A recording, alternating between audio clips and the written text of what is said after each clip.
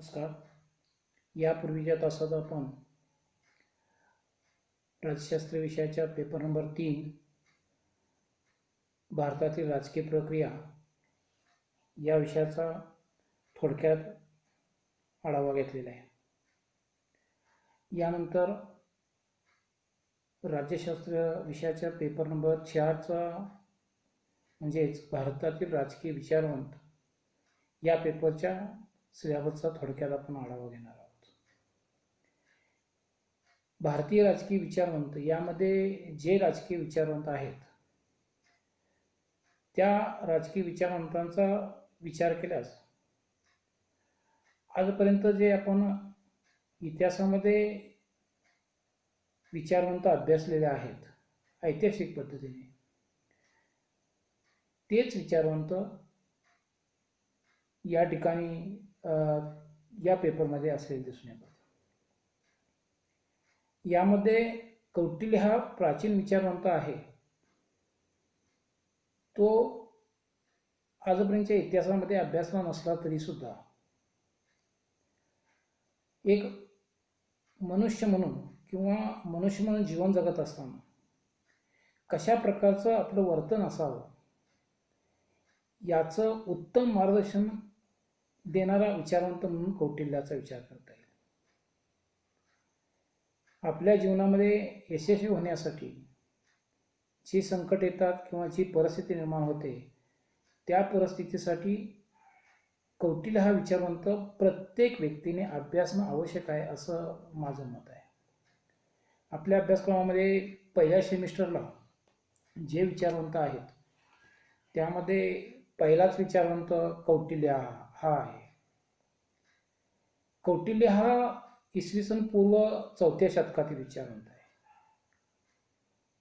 म्हणजेच आज जवळजवळ 2300-2400 वर्षापूर्वीच हा विचारवंत आपल्याला असलेला दिसून येतो. कौटिल्य हा महामुत्सद्दी विचारवंत मानला जातो. त्याचप्रमाणे महापंडित विचारवंत मानला जातो. त्याचा अर्थशास्त्र हा ग्रंथ अत्यंत प्रसिद्ध ग्रंथ म्हणून ओळखला जातो. त्याला कौटिल्य असं जरी म्हटलं जात असलं तरी सुद्धा त्याचं व्यक्तिनाम हे विष्णुगुप्त आहे. तसंच त्याला आर्य चाणक्य या नावाने सुद्धा ओळखलं जातं. कौटिल्य हा इसवी सन पूर्व 4थ्या शतकातील चंद्रगुप्त मौर्य जो राजा होता त्या राजाच्या राजदरबारात महाअमात्य म्हणून कार्य करीत होता. वास्तविक पाहता धनवंत राजा हा जो राजा आहे त्या राजाने लोकांच्यावर अन्याय अत्याचार केल्यामुळे धनाधन राजाची सत्ता नष्ट करून चंद्रगुप्त मौर्य यांना या ठिकाणी राजपदावरती बसवलेले दिसून येते. अतिशय महत्त्वाकांक्षी, अतिशय धोरणी विचारवंत म्हणून या विचारवंताचा विचार केला जातो. त्याच्या धूर्त, चाणाक्ष किंवा कारस्थानी अशा स्वरूपाच्या मार्गदर्शनातून चंद्रगुप्त मौर्याचे उत्तर भारतामध्ये एक क्षत्रिय राज्यकारभार निर्माण करण्यामध्ये कौटिल्याचा फार मोठं योगदान आहे. कौटिल्याने अर्थशास्त्र हा ग्रंथ जो लिहिलेला आहे तो राजनीतीवरील अत्यंत एक उत्कृष्ट ग्रंथ मानला जातो. राजनीतीवरील एक उत्कृष्ट ग्रंथ या दृष्टिकोनातून या ग्रंथाचा माहिती ज्ञान असणं अत्यंत आवश्यक आहे. या विचारवंतांचे जे विचार आपल्याला अभ्यासायचे आहेत त्यामध्ये पहिला भाग येतो तो म्हणजे राज्याचे स्वरूप. त्यामध्ये सप्तांग सिद्धांत आहे. राज्याचे स्वरूप या दृष्टिकोनातून जर पाहिलं तर कौटिल्याच्या कालखंडामध्ये सर्व ठिकाणी राजेशाही शासन पद्धती होती. त्यामध्ये विशेषतः राजेशाही शासन पद्धती ही अनियंत्रित स्वरूपाची होती आणि त्यामुळे कौटिल्याच्या कारकिर्दीतील या शासन पद्धतीचा परिणाम हा सुद्धा कौटिल्याच्या विचारसरणीवर झालेला असल्यामुळे कौटिल्याने अनियंत्रित राजेशाहीचाच पुरस्कार केलेला आहे. अनियंत्रित राजेशाही जरी पुरस्कार केला असला तरी कौटिल्याने राजाने जो राज्यकारभार करावा तो जनहिताचा करावा असं म्हटलेलं आहे. म्हणजे जनहितासाठी राज्यकारभार करणं हे राजाचं प्रमुख कर्तव्य आहे. जनतेचे सुख तेच राजाचे सुख, अशा प्रकारची भूमिका कौटिल्याने सातत्याने मांडलेली आहे. कौटिल्याच्या या राज्याच्या स्वरूपामध्ये राज्य कसं असावं, राज्याची निर्मिती कशी होते किंवा राज्य निर्माण होण्यासाठी कोणकोणते घटक आवश्यक आहेत, या गोष्टीचा त्याने विचार केलेला आहे. आधुनिक कालखंडामध्ये सुद्धा राज्य निर्माण व्हायचं असेल तर कोणते घटक आवश्यक आहेत, तर त्यामध्ये भूप्रदेश हा एक घटक त्यामध्ये आहे. अर्थात हा भूप्रदेश ओसाड असून चालणार नाही, तर त्या भूप्रदेशावरती लोकवस्ती असणारा भूप्रदेश असावा, म्हणजे लोक असावेत. तसंच या लोकांच्यावरती शासन कारभार करणारी शासन संस्था असावी आणि ती सार्वभौम स्वरूपाची असावी. असे 4 घटक या ठिकाणी आजच्या आधुनिक कालखंडामध्ये मानले जातात. म्हणजेच काय पहा, भूप्रदेश, लोकसंख्या, शासन संस्था आणि ती शासन संस्था सार्वभौम, हे 4 घटक आज राज्याच्या निर्मितीसाठी आवश्यक मानले जातात. कौटिल्याने इसवी सन पूर्व 4थ्या शतकामध्ये राज्य निर्माण व्हायचं असेल तर कोणकोणते घटक लागतात या दृष्टिकोनातून 7 घटकांचा उल्लेख केला आहे. त्यालाच आपण सप्तांग सिद्धांत असं म्हणतो. त्यामध्ये पहिला घटक येतो तो म्हणजे स्वामी. राज्याचा विचार करत असताना राज्याला स्वामी किंवा राजा हा अत्यंत महत्त्वाचा घटक आहे. राजाशिवाय राज्याची संकल्पनाच करता येत नाही, कारण शासनकर्ता असणं आवश्यक आहे आणि त्या भूमिकेतून राजाची आवश्यकता त्याने स्पष्ट केली आहे. राजाची शासन व्यवस्था सार्वभौम आणि अनियंत्रित स्वरूपाची आहे हे यापूर्वीच मी स्पष्ट केलेलं आहे. अर्थात राजा हा बुद्धिमान असावा, उच्चकुलीन असावा, चारित्र्य संपन्न असावा, आदर्श असावा, बुद्धिमान असावा, दानशूर असावा, दूरदृष्टी असणारा असावा, अशा प्रकारची भूमिका कौटिल्याने मांडली. कारण राजाने राज्याचे इतर 6 घटक आहेत त्यांचा योग्य पद्धतीने वापर करून कर्तव्यदक्ष राजा निर्माण व्हावा ही अपेक्षा त्यामध्ये असलेली दिसून येते. दुसरा घटक येतो म्हणजे अमात्य. अमात्य म्हणजे उच्च पदावरील अधिकारी आणि मंत्री होय.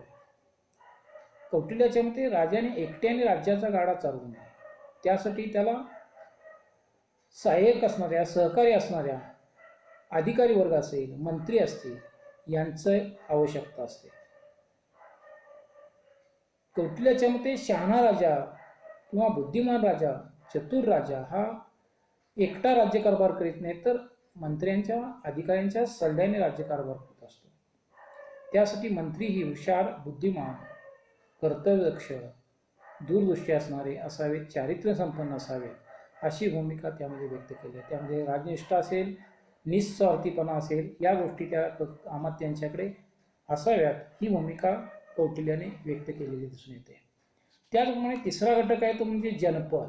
अर्थात आधुनिक कालखंडामध्ये भूप्रदेश आणि लोकसंख्या हा जो घटक वेगवेगळे मानले जातात, ते कौटिल्याने त्या कालखंडामध्ये जनपद या एकाच शब्दामध्ये दोन्ही घटक त्यामध्ये घेतलेले आहे की राज्यामध्ये लोकसंख्या असली पाहिजे आणि भूप्रदेश असला पाहिजे.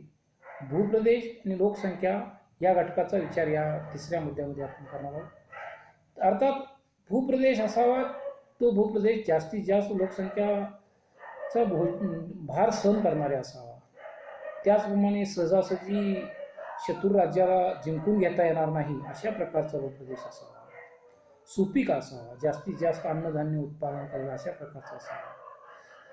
तसेच जे लोक किंवा भूप्रदेशामधील जन हे राजनिष्ठ असणारे, कर्तव्यदक्ष, वेगवेगळ्या प्रकारची उद्योगी, राजाची आज्ञा पालन करणारे अशा प्रकारची प्रजा असावी, कष्ट करणारी असावी, अशा प्रकारची भूमिका यामध्ये कौटिल्याने व्यक्त केली आहे. चौथा मुद्दा येतो तो म्हणजे दुर्ग.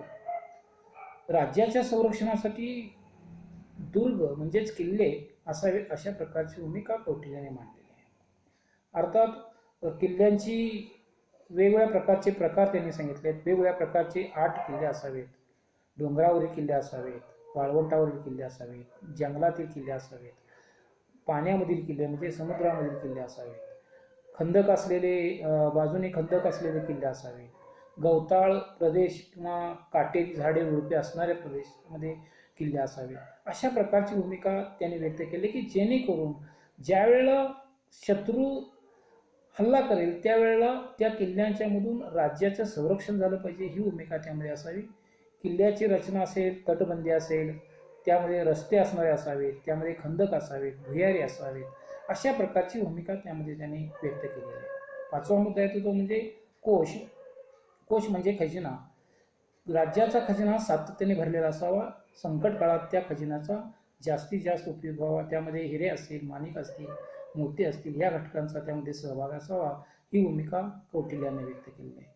आणि 6वा घटक येतो तो म्हणजे दंड. राज्यामध्ये दंड देण्याची क्षमता असणारी व्यवस्था असावी, अशा प्रकारची भूमिका त्यामध्ये राजाने व्यक्त केलेली दिसून येते, कौटिल्याने व्यक्त केलेली दिसून येते. त्यामध्ये दंडशक्ती म्हणजे सैन्य व्यवस्था. जर एखाद्या व्यक्तीने राज्याविरोधी कृती केली असेल तर त्या व्यक्तीला दंड देण्याची क्षमता राजाकडे असावी, त्यासाठी सैन्य व्यवस्था असावी. दंड देण्याची क्षमता नसेल तर राज्यात गोंधळ अराजकता निर्माण होईल, यासाठी चांगल्या प्रकारचे उच्च दर्जाचे सैन्य दल त्यामध्ये असावे, अशा प्रकारची भूमिका कौटिल्याने व्यक्त केली. आणि 7वा जो राज्याचा आवश्यक घटक आहे तो म्हणजे मित्र. संकट काळात धावून येणारा, प्रभावी, सामर्थ्यवान, वंश परंपरेने आलेला मित्र असावा, अशा प्रकारची भूमिका कौटिल्याने या सप्तांग सिद्धांतामध्ये व्यक्त केलेली आहे. दुसरा मुद्दा येतो म्हणजे राज्याचे प्रशासन. राज्याच्या आवश्यक घटकामध्येच राज्याचे प्रशासकीय अधिकारी आणि मंत्री मंडळ यांचा त्यामध्ये उल्लेख आलेला आहे. कौटिल्याने राजाने एकट्याने राज्यकारभार चालवू नये, त्यासाठी मंत्रिमंडळाची आवश्यकता आहे, अशा प्रकारची भूमिका व्यक्त केलेली असल्यामुळं मंत्रिमंडळ असावे. हे मंत्रिमंडळ निवडत असताना त्यांना वेगवेगळ्या प्रकारची आमिषे दाखवून ते त्या आमिषाला बळी पडतात का, याचा विचार करून मंत्र्यांची किंवा अधिकाऱ्यांची निवड करावी, अशा प्रकारची भूमिका घेतलेली आहे. कौटिल्याने वेगवेगळ्या प्रकारचे 18 मंत्री त्या ठिकाणी सांगितलेले दिसून येतात. तर त्यांच्यामध्ये वेगवेगळे मंत्री जे आहेत त्या मंत्र्यांची खातीसुद्धा त्याने स्पष्ट केलेली आहेत की महामंत्री असेल, त्याचप्रमाणे पुरोहित असेल, सेनाधिकारी असेल, त्याचप्रमाणे मंत्री परिषद अध्यक्ष असेल, दंडपाल असेल, दुर्गपाल असेल, अशा प्रकारचे वेगवेगळे मंत्री असावेत आणि त्यांच्याद्वारे त्या ठिकाणी राज्याचा राज्यकारभार चालवावा, अशा प्रकारची भूमिका त्यामध्ये घेतलेली आहे. त्याचप्रमाणे प्रशासनामध्ये किंवा राज्याचे प्रशासकीय अधिकारी या दृष्टिकोनातून हेरांची व्यवस्था सुद्धा असावी. जे काही गुप्तहेरांच्या मार्फत माहिती मिळवण्याचे कार्य करायचे आहे ते त्या ठिकाणी करता यावं, ही भूमिका यामध्ये असावी. त्या दृष्टिकोनातून त्याने फिरते हेर आणि स्थायिक हेर अशा प्रकारचे 2 प्रकारचे हेर त्या ठिकाणी सांगितलेले दिसून येतात आणि त्यांच्या मार्फत गुप्तहेरांच्या मार्फत वेगवेगळ्या प्रकारची माहिती काढून राजा आणि राज्याविषयी जनतेमध्ये, समाजामध्ये कशा प्रकारचे वागणं आहे किंवा परकीय शत्रू आपल्या विरुद्ध काय कोणती भूमिका घेतात का, या संबंधीची माहिती काढण्यासाठी गुप्तहेरांची माहिती असावी, ही भूमिका आहे. त्याचप्रमाणे न्यायविषयक विचार, जे न्यायदानाचं कार्य हे सुद्धा राज्याच्या प्रशासनाच्या दृष्टिकोनातून महत्त्वपूर्ण आहे. त्यामध्ये धर्मस्थीय न्यायालय आणि कटक शोधन न्यायालय. धर्मस्थीय न्यायालयामध्ये त्या ठिकाणी जे काही पैशासंबंधीचे किंवा संपत्ती संबंधीचे जे काही खटले असतील ते धर्मस्थीय न्यायालयामध्ये चालतील आणि गुन्हेगारी स्वरूपाचे जे खटले असतात ते खटले कटक शोधन न्यायालयामध्ये चालतील. यांची कार्यपद्धतीसुद्धा कौटिल्याने स्पष्ट केलेली आहे आणि त्यानुसार त्या ठिकाणी या न्यायदान पद्धतीचे कार्य चालावं, ही भूमिका कौटिल्याने व्यक्त केलेली आहे. यामध्ये तिसरा मुद्दा येतो तो म्हणजे मंडल सिद्धांत. मंडल सिद्धांत हा कौटिल्याने एका राज्याने दुसऱ्या राज्याशी कशा प्रकारचे व्यवहार ठेवावेत या दृष्टिकोनातून सांगितलेला, राजाला मार्गदर्शन केलेला एक भाग यामध्ये येतो की यामध्ये मंडळ, राज्याचे मंडळ त्या ठिकाणी दिलेलं आहे की कोणताच राज्य शत्रू राज्य, कोणतं राज्य मित्र राज्य, या दृष्टिकोनातून त्या ठिकाणी मंडळ सिद्धांत सांगितलेला आहे. यामध्ये 12 राज्यांचा सहभाग केलेला आहे. त्यामध्ये आर्य राज्य म्हणजे मित्र राज्य, आर्य राज्याचे मित्र राज्य, त्याचे मित्र राज्य, अशा पद्धतीने 3 राज्यांचा समावेश होतो. तर जे काही साम्राज्य विस्तार करू इच्छिणारं राज्य आहे त्याला विजुगुषी राज्य म्हटलेलं आहे. ते राज्य आहे, त्याचे मित्र राज्य, त्याचे मित्र राज्य, असा एक मंडळ निर्माण केलेलं आहे. त्याचप्रमाणे शेजारी असलेलं परंतु संघर्षात उतरून नाही असणारं मध्यम राज्य, त्याचा मित्र, त्याचे मित्र राज्य, असं एक मंडळ निर्माण केलेलं आहे. आणि दूर कुठंतरी असलेलं, ज्याचा या संघर्षामध्ये कुठेही सहभाग नाही, असं एक उदासीन राज्य, त्याचे मित्र राज्य, त्याच्या मित्राचे मित्र राज्य, असे 4 मंडळ त्या ठिकाणी निर्माण केलेले आहेत. यामध्ये काही घटक किंवा काही गृहीत त्याने धरलेले आहे. त्याचं पहिलं गृहीत आहे ते लगतचे राज्य हे शत्रू राज्य असतं. कितीही मित्रत्वाचे संबंध असले तरी लगतचे राज्य हे शत्रू राज्य आहे, असं कौटिल्याचं मत आहे. त्यामुळे लगतच्या राज्याचा विचार त्यामध्ये झालेला दिसून येतो. त्याचप्रमाणे दुसरा त्याचं गृहीत तत्व आहे की शत्रूचा शत्रू तो आपला मित्र, या नीतीनुसार राज्याशी आपले संबंध ठेवायचे असतात. त्याचप्रमाणे शत्रूचा मित्र तो आपला शत्रू, कारण शत्रूचा मित्र आहे त्याला मिळणार, त्यामुळे आपल्याला त्या ठिकाणी शत्रू म्हणूनच त्या ठिकाणी वागेल, या भूमिकेतून त्यामुळे मंडळ सिद्धांत सांगितलेला आहे. त्याचप्रमाणे याच कौटिल्य या विचारवंतामध्ये षाड्गुण्य सिद्धांत 6 घटक त्या ठिकाणी दिलेले आहेत. कोणत्या प्रसंगात राज्याने कसं भूमिका घ्यावी, कसं वागावं, यासाठी राजाला मार्गदर्शन करण्याची भूमिका घेतली. त्यामध्ये संधी, कोणत्या वेळी संधी करावी, करार करावे, तह करावा, या संबंधीची भूमिका त्यांनी व्यक्त केली. ज्यावेळेला आपलं मित्र जे काही राष्ट्र समोरील राष्ट्र जर सामर्थ्यवान असेल तर त्याच्याशी मैत्रीचे संबंध ठेवायचे आहेत. समोरचं राज्य जर कमकुवत असेल तर त्याच्याशी विग्रह म्हणजे शत्रुत्व प्रकट करायचं आहे. समोरचं राज्य मित्रत्वही करायला तयार नाही पण ताकदवान आहे, सामर्थ्यवान आहे, अशा बाबतीत तटस्थ धोरण ठेवायचं की जेणेकरून त्याच्यावरती हल्ला करायचा नाही, त्याच्याशी वैरत्व स्वीकारायचं नाही, कारण आपल्यापेक्षा ते सामर्थ्यवान आहे, त्याने हल्ला केला तर आपल्याला त्या ठिकाणी अनेक अडचणी निर्माण होतील. या भूमिकेतून भाग त्या ठिकाणी विचार घेतलेला आहे. त्याचप्रमाणे यान म्हणजे जर कमकुवत राज्य असेल तर त्यावर डायरेक्ट हल्ला करून, आक्रमण करून त्या ठिकाणी जायचं आहे. तसंच जर एकाच वेळी सामर्थ्यवान राष्ट्र आपल्यावरती हल्ला करत असेल तर एखाद्या बड्या राष्ट्राच्या आश्रयाला, सश्रय हे 5वं तत्व त्यांच्यासाठी की दुसऱ्या राष्ट्राच्या आश्रयाला जायचं आहे. आणि जर बडे राष्ट्र आहे पण ते आपल्याला सातत्याने त्रास देतं, याच्या वेळेला त्याच्यावरती आक्रमण करायचं आहे आणि त्याच वेळेला दुसऱ्या बड्या राष्ट्राशी मैत्री करार करायचा, द्वेषीभाव हे 6वं तत्व त्या ठिकाणी स्वीकारले. अशा पद्धतीने 6 घटकांच्या आधारे राज्याने आपल्या राज्याचे परराष्ट्र धोरण निश्चित करावं, अशा प्रकारची भूमिका कौटिल्यने त्यामध्ये मांडलेली दिसून येते. यानंतर दुसरा विचारवंत आहे तो म्हणजे महात्मा फुले. महात्मा फुले हा विचारवंत आपल्याला सर्वांना परिचित आहे. दीनदयाळ कष्टकरी लोकांचं दृष्टिकोनातून त्यांनी अत्यंत महत्त्वपूर्ण काम केलेलं आहे. स्त्रियांच्या दृष्टिकोनातून महात्मा फुले आणि त्यांची पत्नी सावित्रीबाई फुले यांनी सुद्धा कार्य केलेलं दिसून येतं. आणि त्यामुळं त्यांच्या विचारसरणीमध्ये त्यांनी वेगवेगळ्या प्रकारचे सामाजिक बदल घडवून आणण्यासाठी प्रयत्न केला आहे, सामाजिक शोषण थांबवण्यासाठी प्रयत्न केलेला आहे. त्यासाठी सत्यशोधक समाजाची स्थापना केलेली आहे. त्यासाठी सार्वजनिक सत्यधर्म हे पुस्तक लिहिलेलं आहे. तसंच शेतकऱ्यांचा आसूड हे पुस्तक लिहिलेलं आहे. दीनबंधू हे वृत्तपत्र सुरू केलेलं आहे. अशा या समाजसेवकाचे किंवा समाजातील दीनदयाळू कष्टकरी लोकांसाठी, स्त्रियांसाठी झटणाऱ्या व्यक्तीचा परिचय किंवा अभ्यास आपल्याला यामध्ये असं दिसून येतो. यामध्ये बळीराजाचं संकल्पना हे एक संकल्पना आहे की कशा प्रकारे शेतकऱ्याची पिळवणूक समाजाकडून असेल, भांडवलदारांच्याकडून असेल, शासन ब्रिटिश राज्यकर्त्यांच्याकडून असेल, कशी पिळवणूक केली जाते याचा विचार त्यामध्ये आपल्याला असलेला दिसून येतो. जेणेकरून त्यांच्या शेतकऱ्यांची दयनीय अवस्था निर्माण झालेली आहे. शेतकऱ्याला स्वतःचे जीवनमान, स्वतःचे चरितार्थ भागवणं सुद्धा अशक्य झालेलं आहे. ते शेतकऱ्यांचा आसूड या पुस्तकामध्ये त्यांनी वेगवेगळ्या माध्यमातून स्पष्ट केलेला आहे. तो भाग आपल्याला या ठिकाणी पाहायचा आहे. याचप्रमाणे धर्म ब्राह्मण्यवादावर टीका.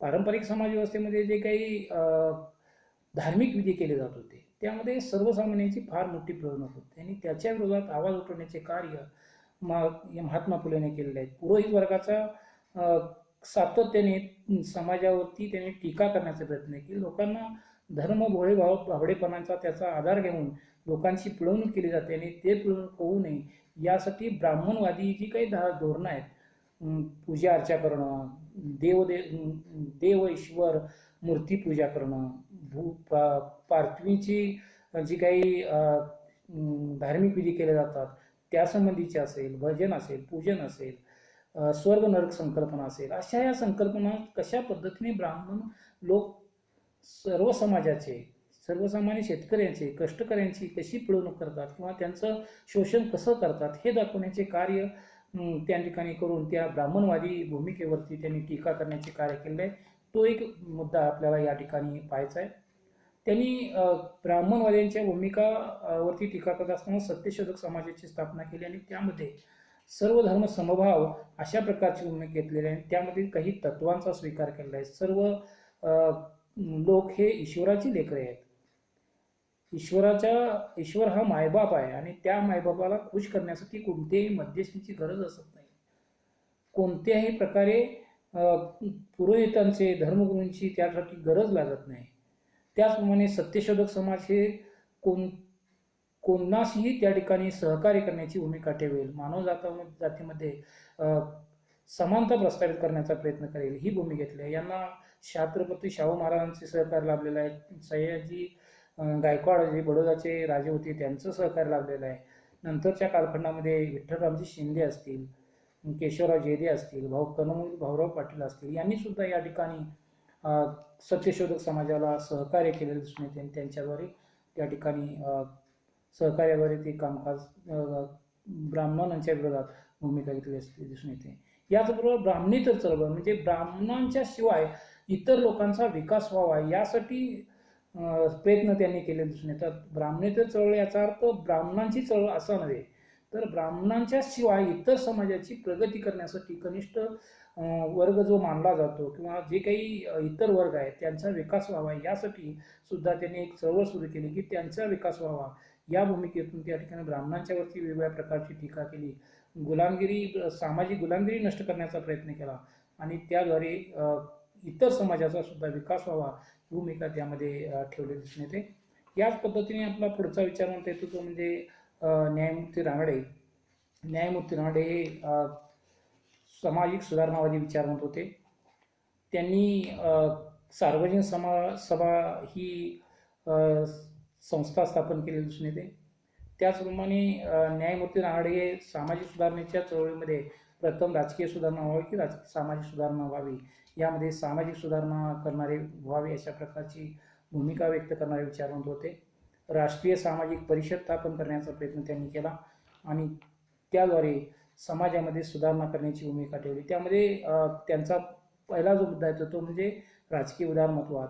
उदारमतवादी संकल्पना ब्रिटिशांच्याकडून आलेली आहे, परंतु भारतात ब्रिटिशांनी उदारमतवादी संकल्पना कधीही ठेवलेली दिसून येत नाही.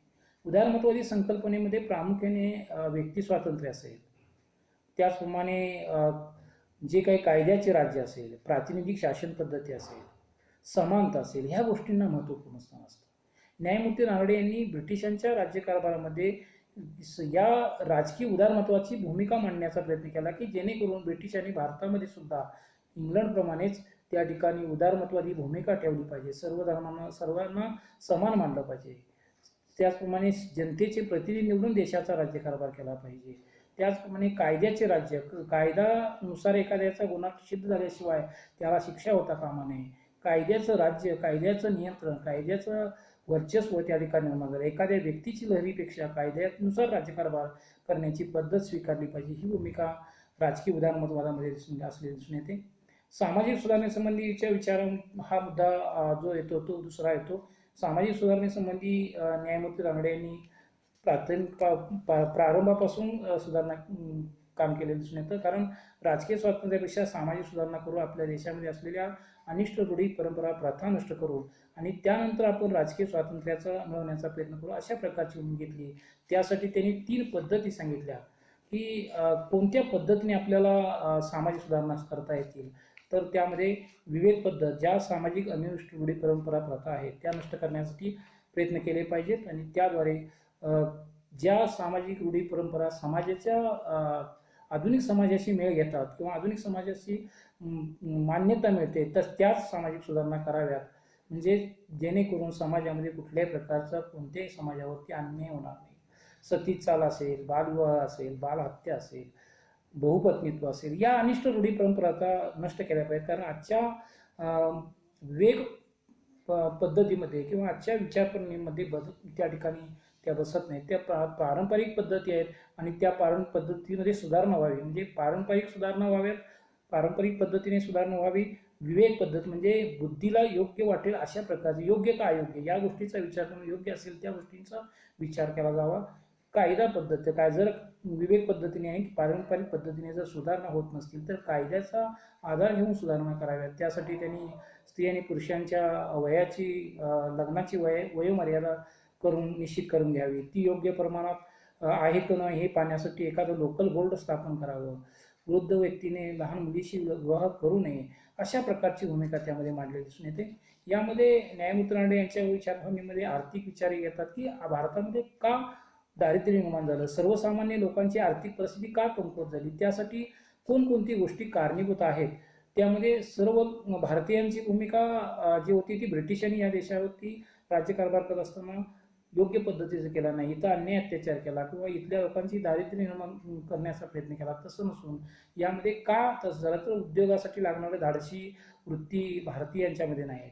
उद्योगासाठी लागणारा जो भांडवल पुरवठा आहे तो त्या ठिकाणी आपल्या भारतामध्ये उपलब्ध होत नाही. जेवढ्या प्रमाणात लोकसंख्या वाढते तेवढ्या प्रमाणात उद्योगधंद्यांची वाढ होत नाही. किंवा जी काही भारताची शहरी आणि ग्रामीण विभाग नाही त्यामध्ये खेड्यांची संख्या जास्त आहे. सावकारी कर्जबाजारी शेतकरी अडकले आहे. या सगळ्या कारणांच्यामुळे भारतातील आर्थिक परिस्थिती कमकुवत झालेली आहे. ही जर सुधारायची असेल तर उद्योगधंद्यांची वाढ केली पाहिजे, शहरांची वाढ झाली पाहिजे, भांडवल पुरवठा करणाऱ्या संस्था उदयास आल्या पाहिजेत, त्याचप्रमाणे मोठमोठे उद्योगधंदे स्थापन करावेत. अशा प्रकारची भूमिका न्यायमूर्ती रानडे यांनी घेतलेली दिसून येते. शेवटचा विचारांत येतो म्हणजे लोकमान्य टिळक, स्वातंत्र्य म्हणजे माझा जन्मसिद्ध हक्क आहे तो मिळवणारच, अशी सिंहगर्जना करणारी लोकमान्य टिळक हा एक विचारवंत आपल्याला या ठिकाणी अभ्यासायचा आहे. यांच्या जीवन प्रणालीविषयी फारसं या ठिकाणी सांगण्याची आवश्यकता नाही. सातत्याने आपण त्यांनी केलेल्या कार्यांचा आढावा आपण घेतोय. त्यांच्या विचारसरणीमधील जे काही मुद्दे आहेत त्यामध्ये सांस्कृतिक राष्ट्रवादी भावना निर्माण करणं हे लोकमान्य टिळकांचं प्रामुख्याने कार्य. स्वातंत्र्याचा जो पाया घातला, स्वातंत्र्य चळवळ निर्माण केली, त्यामध्ये राष्ट्रवादाचा पाया घेण्याचा प्रयत्न केला. भारतीय लोकांच्या मनामध्ये राष्ट्राविषयी प्रेमाची आपुलकीची भावना निर्माण व्हावी ही त्यामध्ये भूमिका असेल दिसून येते. त्या दृष्टिकोनातून शिवजयंती असेल, गणेश उत्सव कार्यक्रम असेल, हिंदू मुस्लिमांचे संघर्ष मिटवण्याचे प्रयत्न असतील हे त्यांनी त्या ठिकाणी केलेले दिसून येतात. त्याचप्रमाणे स्वराज्याची संकल्पना आणि त्यामध्ये चतुसूत्री कार्यक्रम, स्वदेशी, बहिष्कार, राष्ट्रीय शिक्षण आणि स्वराज्य ह्या चार चतुसूत्री कार्यक्रमाच्या आधारे देशामध्ये लोकांच्या मनामध्ये राष्ट्रीयत्वाची भावना निर्माण करण्याचे कार्य त्यांनी केलं. आणि प्रतिकाराचा अधिकार, लोकांना प्रतिकार करण्याचा अधिकार असला पाहिजे. चांगल्या गोष्टीचं समर्थन करावं आणि वाईट गोष्टीला प्रतिकार करण्याचे अधिकार मिळावेत ही भूमिका लोकमान्य टिळकांनी मांडली. अशा पद्धतीने चार विचारवंत आपल्याला या भारतीय राजकीय विचारवंत या विषयामध्ये असलेले दिसून येतात. त्याचं थोडक्यात सारांश वजा माहिती मी या ठिकाणी